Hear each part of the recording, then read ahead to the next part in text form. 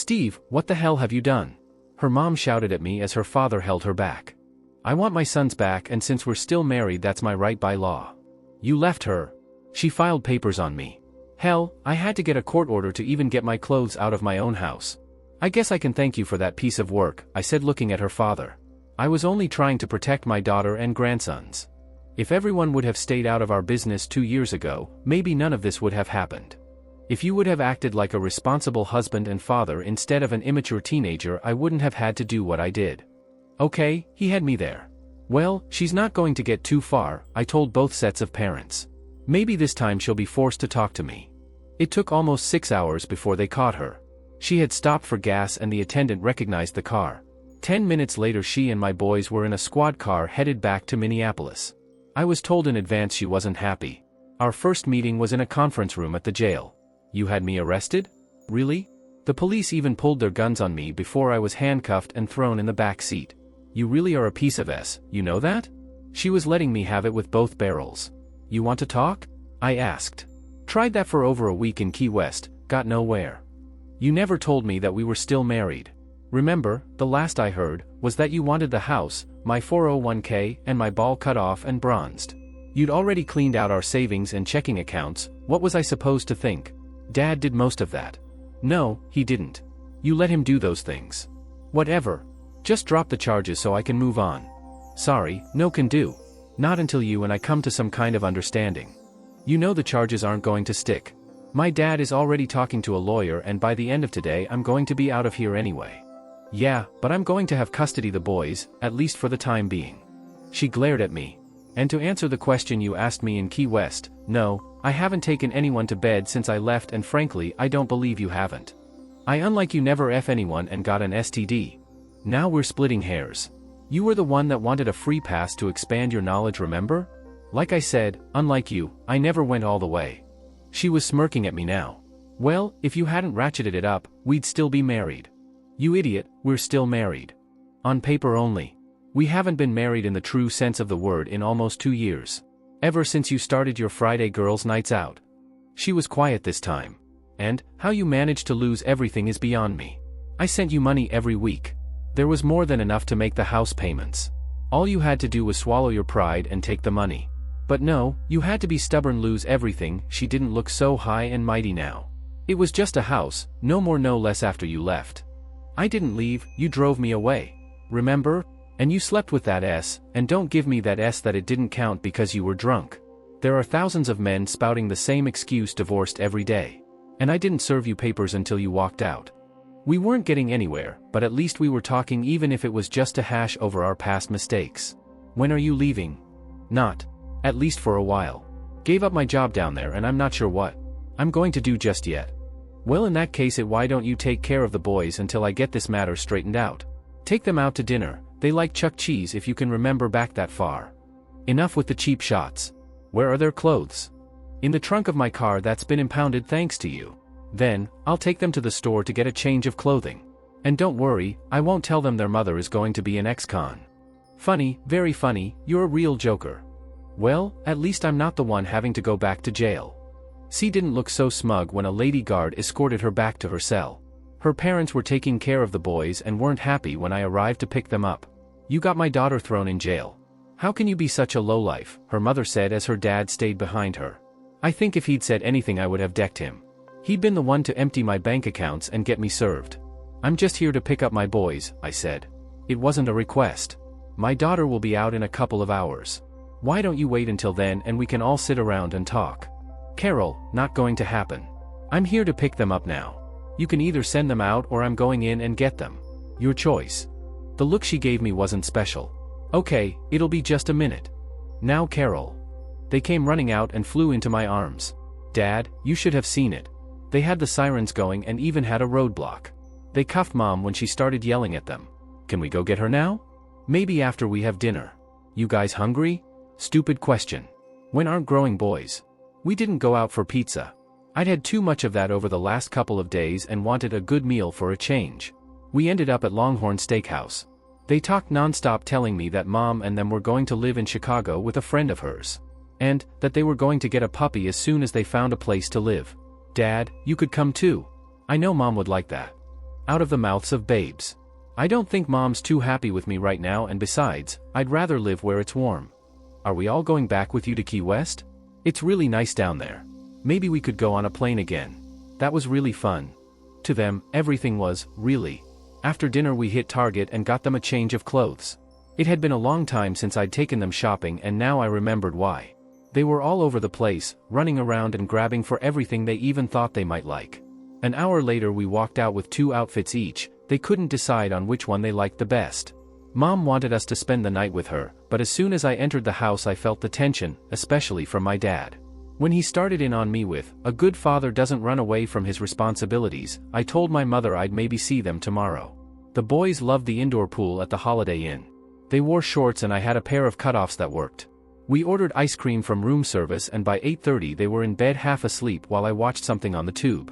Let me rephrase that, the TV was on, but I wasn't watching it. My mind was on what was going to happen tomorrow. I knew I'd been found out and David wasn't happy about being played. The judge though was fine with what I'd done. If more husbands took an active role in their son's upbringing, my job wouldn't be so damn hard. My cell vibrated in my pocket. The caller came up unknown. I answered it but said nothing. "I know you're there," Megan said. "If you're wondering, your mom gave me your number." I said nothing. "Are you going to say anything, or do you just want to hear why I called?" "What do you want, Megan?" I said in a frustrated tone of voice, not wanting to get into it tonight. "Thanks for dropping all the fake charges, but you still owe me for 2 days storage at the impound lot. They said they need $250 in cash before they'll release my car. Since you are responsible, you can pay it." Still I said nothing, not out of spite, I just didn't know what to say to her. "I'll pick you up after breakfast and drive you there. You can talk. Will wonders never cease?" Enough of the sarcasm, Megan. I'm tired and it's been a long day. Can I say goodnight to my boys? They're already asleep and I'm not going to wake them, because if I do, it'll take me forever to get them back to sleep. Well, at least you remember some of what you learned being a parent. It wasn't the kids that were the problem between us. It was us that was the problem. I wish to God I'd never said anything about our life all those years ago. If I hadn't, maybe we'd still be together instead of getting ready to be divorced, I said softly, being careful not to wake the boys. Now she was the one that was quiet. If it's any consolation, I'm sorry I F up. I guess it was just me being an uncaring ass and wanting to pay you back for what I thought was you stepping out on me, I finished with. Rick. Megan, you don't have to say it, I already know you don't love me anymore. Don't worry, I won't put you on the spot and force you to lie about it anymore. There's been too much of that these past years. Tomorrow we'll split up what's left and go our separate ways. I do have one request though, I want to be in the boys' lives. I hear you're going to Chicago, so just let me know where you end up and I'll do the same. You leaving Minneapolis again? Yup, and for the last time. Too many memories here, both good and bad. I'll pick you up at your mom's after I feed the boys. See you tomorrow, I said, disconnecting the call. Life sucks sometimes. We ate breakfast at Perkins. I told the boys they could order whatever they wanted, and they did. There was enough food for 2 more adults. I wonder if they had doggy bags? The boys rushed to Megan and were talking a mile a minute when I pulled up to her parents' house.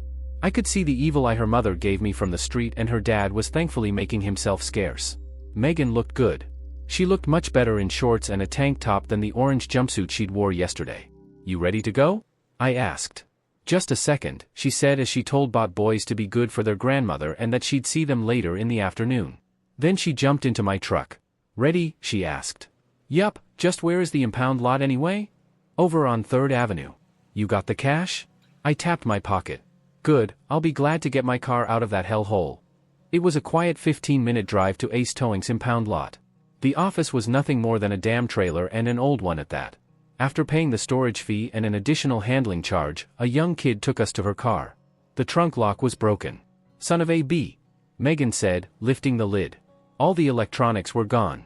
I grabbed the greaseball who'd walked us to her car. Okay, I said with my hands around his throat. You've got 10 seconds to make everything reappear, or you're going to see what hell looks like in 15. I squeezed and he started to turn blue.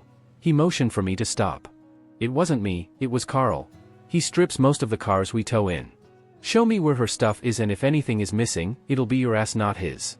Rick, maybe we should just go, Megan said. Get in your car and get the hell out of here. Call the police and explain to them what we've found and tell them to come a-running. She nodded and got in her car and started it up. Just be careful. I planned to. The room was filled with everything you could imagine: electrons, guns, tons of clothing and even paintings. I released the young kid and he raced out the door. Less than 3 minutes later Carl walked through the door. "Looks like we've got a little problem," he said with a way too cocky smile. Then he pulled Megan into the room. F was the only word I could think of. He was holding what looked like a snub-nosed .38. I had to be no more than 25 feet in front of him. Even the worst shot in the world couldn't miss. Megan was about 5 feet in front of him and I knew I had only one chance because if I failed we most likely wouldn't see tomorrow. I think Carl read my mind. "Move away from the table, friend, and no one will get hurt," he said, motioning with his gun. I looked at the table next to me that was piled high with handguns, rifles, and shotguns. Which one could be loaded? I only had one shot at this. That's when I laughed out loud at what I'd just said to myself. In 5 seconds I was either going to shoot Carl or he me. 50-50 wasn't great odds when you were gambling with your life. The 9mm Glock looked like my best shot, enough already with the play on words, "Just do it," I thought as I leaped for the gun and at the same time yelling for Megan to hit the floor. The gun was loaded. The sounds of gunfire echoed in my ears as I kept pulling the trigger until it stopped firing. Carl stood there for a brief moment and then just kind of tumbled face first onto the floor. "Thank God," I mumbled before joining him on the floor. Son of a b, this just wasn't my day, I thought as I saw the 2 red blotches on my chest that were getting bigger by the second. Megan knelt by my side, phone in hand. For the first time in almost 2 years I looked at her. Even with tears streaming down her cheeks she looked beautiful. "You are one stupid bastard," I thought just before I died. Dead people aren't supposed to feel this much pain. Hell, dead people aren't supposed to feel any pain. I opened one eye then the other and saw my mother staring back at me. "Why is it that you can't go anywhere without getting yourself in trouble?" She sounded angry but was smiling. "Welcome back to the living." My mouth felt like it was filled with cotton. "How long?" I finally got out. 3 days. "You lost a lot of blood and it took the paramedics a while to get to you because of all the junk cars around the building. You should be out of here by tomorrow afternoon." "Megan?" I choked out. "She wasn't shot and saved your sorry ass. You owe her big time even though she's pissed at you. Grabbing for a gun you had no idea was even loaded doesn't sound too smart. Oh well, you're safe, she's safe, and that bastard Carl is dead. Looks like a win-win all around." I rolled my eyes. "If you're wondering, Megan was here most of today but went home to check on the boys. They took it the worst especially when they thought you were going to die. Why don't you go back to sleep? You're going to need your all strength this afternoon when your boys get here." I took her suggestion. They were wild and wanted to hear from me what happened and, was I scared? When they jumped on the bed I thought I was going to come unglued. It was nice to hold them but the pain made my eyes water. "Boys, let's let your dad rest a minute." I mouthed the words "thank you." Her mom walked in 10 minutes later and said something about ice cream and they followed her out without another word.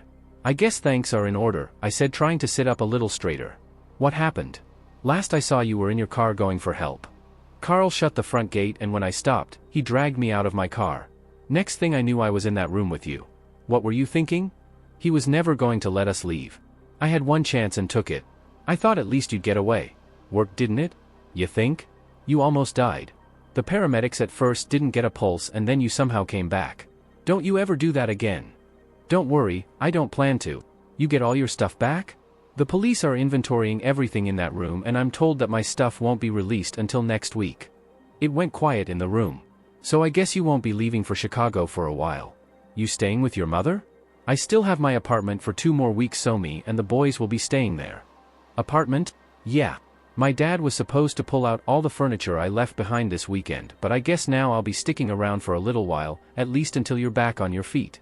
You don't have to do that on my account. I'm not doing it for you. Our sons aren't going anywhere until you're at least walking around. I felt a tang of regret.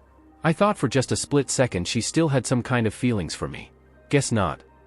We still have to finalize everything before you leave. Why don't you write down what you want and we can go over it tomorrow, that is if you don't have anything else planned. I'm getting out of here this afternoon and will be staying at my mom's. Works for me, but not at your mother's and not in front of the boys. How about I pick you up and we go somewhere? Works for me, but not at your mom's house either. I'm not her favorite person in the world right now. Don't worry, I've got a place in mind. Just after 12 Megan picked me up. I was still a little sore but the pain pills were doing their job. We stopped outside her apartment building. I prayed there was an elevator, there was. It was small and all their stuff was still in boxes or in suitcases. We sat down on the leather couch that had one time been in our living room. She pulled a manila envelope out of her tote bag. Last time I saw an envelope like this I was being served and told by a policeman there was a restraining order on me in effect. I eyed her and opened it. I read the 3 handwritten sheets and then set them down on my lap.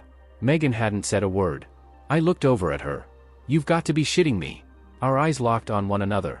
You got a problem with it? You think? I picked up the sheets. Here, here and here, these points aren't going to fly with me. Megan looked at what I was referring to. I guess we can renegotiate a couple of them, but this one is non-negotiable, she said, pointing to point 1 on page 1. I agree, but I don't have a clue how that's going to work. I have about 19,000 and you don't have squat. I have no job and you've just quit yours. If we agree to point number 1, I'm told I can have my old job back. I looked at the sheets and reached for the pen on the coffee table and initialed point number 1. We spent the next 2 hours going through all 3 sheets, point by point. In the end we finally had something we both could agree with. Well? She asked. Well what? When you moving back in? Because I told them at work I could start back tomorrow if we came to an agreement. Then, I guess today, I said, leaning in for a kiss. The rest of the day was way too busy. The boys were re-registered back into their school, her apartment lease was extended, we went grocery shopping and my clothes were in our bedroom. And it was our bedroom again. This is the list of marriage counselors in our area that were recommended. I didn't want a woman and she didn't want a man, so the elderly couple became our only choice. We made our first appointment and settled in. It didn't go quite as smooth as we thought it would. Too many walls had been thrown up between us. There were tears and angry words and accusations galore at our first session. I thought we were done as a couple a half hour into our first session. It's going to take time, they told us. You didn't destroy your marriage overnight and it won't be repaired overnight either. But if you both are serious about repairing what you have now, then you at least stand half a chance. After healing, I got a job helping to manage a catering company. The money wasn't great and the hours sucked, but at least I was doing something. Our love life started out as something of a need. We were both so horny the second night we set a new record. As sore as I was, I found a position that worked. After 2 more weeks it got easier. A month later we went out to dinner and came back to an empty apartment. The boys were at my parents' house. We made love that night and again the following morning. It's not to say that there still weren't issues that needed to be resolved, there were, but we tackled them one by one as they came up. When she mentioned something about meeting a few friends Friday after work, my eyes went wide. I'll just be dinner and maybe a drink or 2, besides you'll be right there. With me. She smiled and we got over that hurdle. At 6 months, we flew down to Key West for 4 days and I showed her the Key West only the locals knew about. I stopped in at my old job and found it closed and boarded up. I felt bad for only a moment, it wasn't meant to be. We were tourists and bought the boys t-shirts and a sexy dress for Megan, one she'd never wear without me next to her. Life was again good. After 9 months we stopped seeing the counselors. We were good and had learned to communicate once again. We were lying in bed. All I wanted to do was hold her tight and sleep for the next 8 hours. Megan was fingering the areas where I'd been shot and then asked the question that started it all years ago. Are you satisfied with our life? We don't have AS life. We have a love life and with you in my arms, how could I not be? Good answer. And it was.